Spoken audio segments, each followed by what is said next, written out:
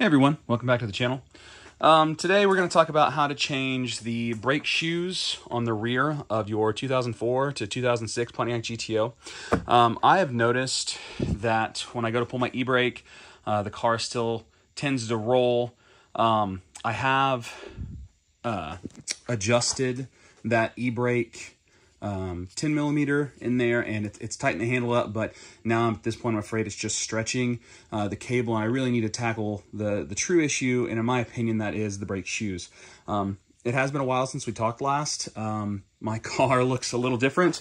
It was just really kind of hard to think up more video ideas on this particular car. You know, there's only so much you can do, and there's only so much my car needs. So I try to make videos whenever I can. However, if you want to see more of this process and it's all wrapped and how it's wrapped and why it's wrapped that way, you can check out my Instagram at FPFQ_GTO. It's actually my license plate here. It's not underscored, but FPFQ_GTO, and I can link that down in the description as well. But let's just jump right into this video. At first, what you're going to want to do is you're going to want to find the jack points on your vehicle. I can leave a link in the comments. But jacking up your vehicle in proper positions is very, very important. You never want the jack to move or slide, and then you always want to have a jack stand that is rated for the weight of your vehicle. I happen to have lateral bars, so I can jack my car up pretty much anywhere along the side. And then there are obviously a lot of places where I can put my jack stand. However, if you do not have the BMR lateral bars or anybody that makes other lateral bars, I will post a comment so you can find out where to jack yours up. Before jacking your car up, though, I would recommend going ahead and pre-breaking loose your lug nuts. And once we do that, I can get the car jacked up, and then I'll see you in just a second. All right, once you have the car jacked up and on jack stands, or a jack stand, what you're going to want to look for is your brake caliper.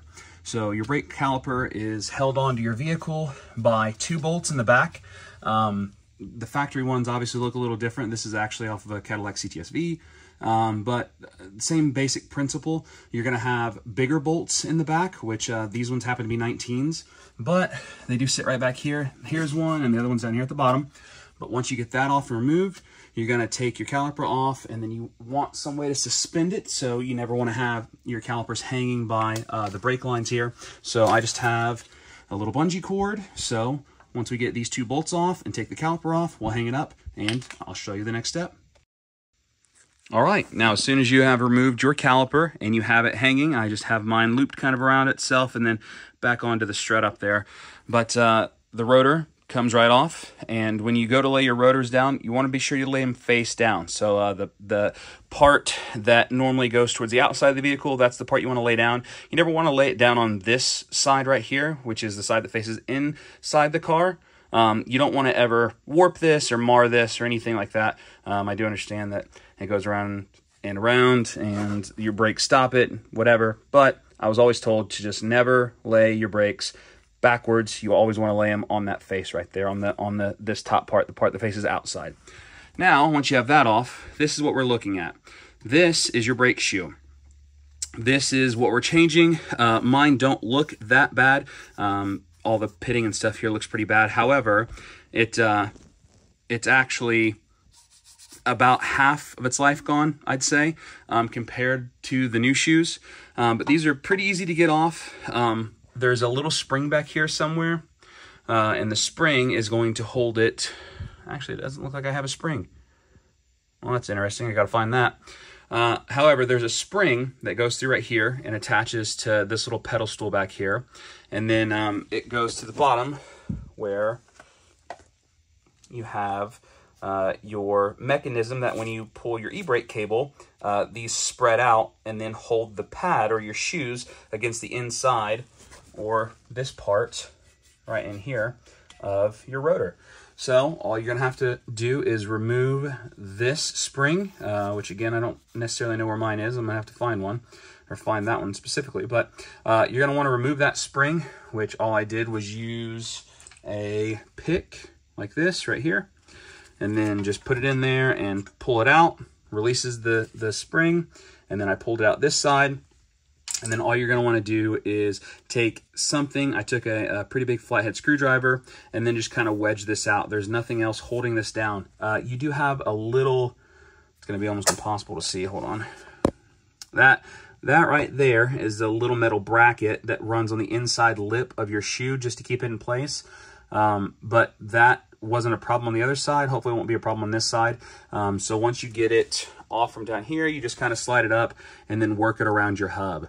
But once that's completely off, that's all there is to it. You just grab your new one and put it on. So it's really hard to record by myself, but we'll get this off and then I'll show you the process of putting the new one on and putting it all back together. All right, and just like that's off. Here's a better look at the old one. Just pretty simple. Your little shoes are on the outside here, so those are the pads that touch the inside of that rotor. And then here's a better look at this clip. This clip runs on the inside of your shoe, and that's what keeps it in line. And there, like I said, there should be a spring. I'm not actually sure where that's at, so I'm gonna have to order another one. But the spring attaches right here. On this side is a pretty big loop, a pretty long straight piece, coiled up spring, and then it attaches in this hole right here. And same for the, so I'm actually working on the passenger side right now, but the passenger side, it goes into the front hole, the one facing the front of the vehicle, same with the driver's side. So the driver's side is obviously the opposite way, so the driver's side will be into this hole on the left side, facing the front of the vehicle on the driver's side. So passenger side, it's going to go into this hole right here, facing the front of the vehicle, and yep, that's all there is to it. There's that right there. And then if you wanted to, you could even spray some WD-40 down here on this part. These are the, like I said, the little pins that come out and push into the bottom down here, right there and right there on the other side. But they push out, and that's what holds the car in place when you pull your e-brake. So let's get that new one on, and let me get that spring ordered. All right, this is with the new one in here. So I'm gonna hit this with some brake clean. You just wanna clean the pads. Obviously I'm wearing gloves, but if you got any sort of fluid on your glove or any sort of oils on your hands, if you didn't wash your hands prior, they get dirty. You always wanna make sure that you spray your contact surfaces of your brake pads, your rotor, anything with this material, you wanna go ahead and spray that off with brake clean. I would also like to show you that the bottom of these have notches, and you're going to want to line them up straight up and down so that they sit perfectly in the grooves of your new shoes. So as you can see, the notches are facing up and down, and the shoe fits perfectly in there. If you do happen to have a big brake kit like I do, you're going to want to center this up. This moves around quite a bit, but if you sit down on the ground and you're looking straight at it, you just want to make sure that your shoe is centered for the most part in the middle of here, and then obviously your rotor will do the rest. But just try to get this as centered as possible before you go ahead and put your rotor back on. So now you can do the same process just in reverse. So you're going to want to grab your rotor, be sure not to touch your mating surface or your face of the rotor. Put that back on. Your caliper then goes on over that, the 2 bolts in the rear, and then it's time to put your wheel back on. I will, however, put another bit into this video at the very end on how to adjust the cable that is underneath your e-brake handle.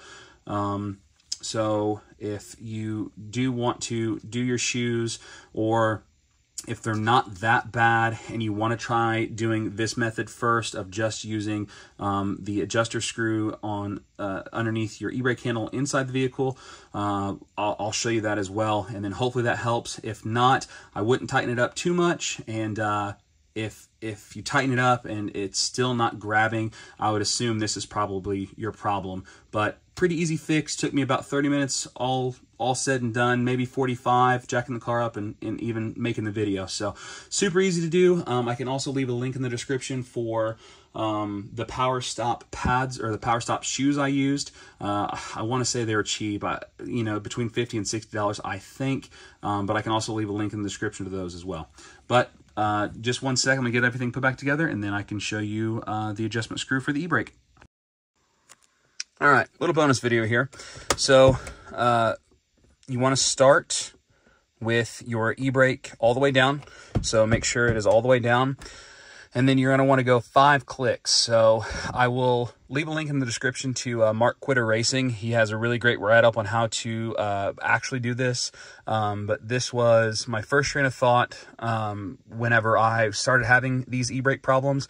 But essentially what it says is you want 4 clicks to be the minimum, 6 clicks to be the maximum. So that is 1, 2, 3, 4 is the minimum, 5, 6 is the maximum.